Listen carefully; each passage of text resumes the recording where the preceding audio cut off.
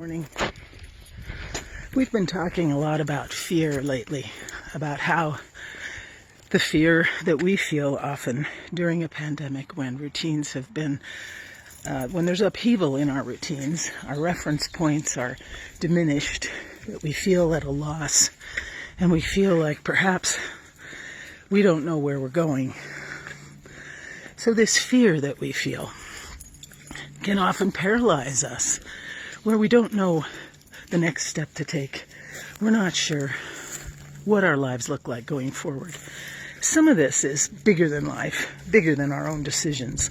We are dependent upon the way society moves and this virus moves. But some of it is our own.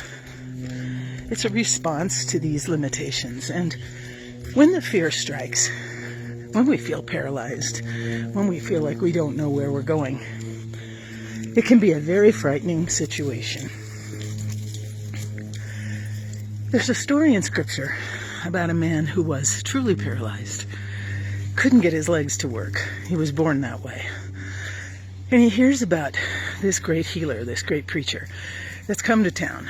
And he knows he can't get himself there, right? So he asks his friends, "Would you help me get to see Jesus?" So they decide, yes, they'll take him. So they get to the house, and the house where Jesus is preaching, and there's a crowd hanging out that house. There's no way they're going to get in there. They try and push through. They try and ask politely, and people just say, "No thanks, really. We've been here as long as you have, even longer. We're not making room for you." So they see a set of stairs to the roof of the house. And they say to their buddy, "We've got a plan." And he goes, "Go for it. I need to see Jesus." So they start taking him to the roof. And they're jostling him, right? He's got his head down, right? They're trying to lift him up over to the roof. And they get to the top of the roof. And they start taking apart the roof.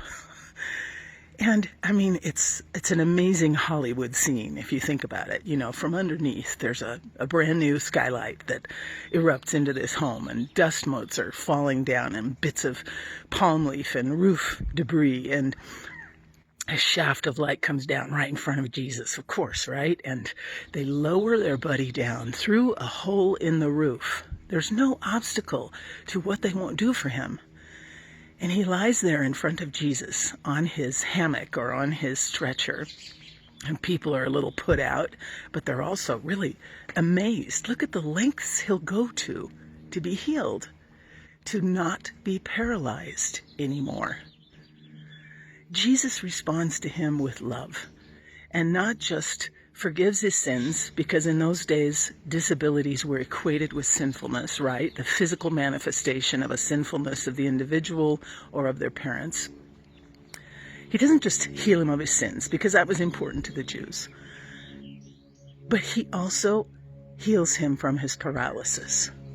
He tells him to pick up his mat and walk. Walk. The thing that he'd dreamt of his whole life. Walk. Go on. Pick up your mat and walk. What strikes me in this is that I too have faced paralysis in my life with decision making. And I'm sure you have too. Some of these decisions were bigger than others. Some of them were life-changing. And we run like a little chipmunk in our minds often. These decisions are difficult, and they freeze us up. So what's the best plan? Get out of your head. Talk to someone who cares about you. Include your friends or a companion or a professional in your hopes and dreams for becoming unparalyzed, for becoming unfrozen. Try and get someone else to help you see another way. And when you do, I mean, for me, it was so helpful. Reaching for help is a challenge sometimes. We don't want to be needy. We certainly don't want to be a bother. But I think we underestimate those who care for us.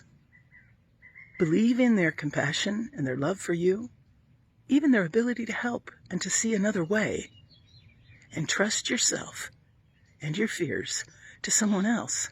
And believe me, the burden is lighter. It might just end in a lack of paralysis.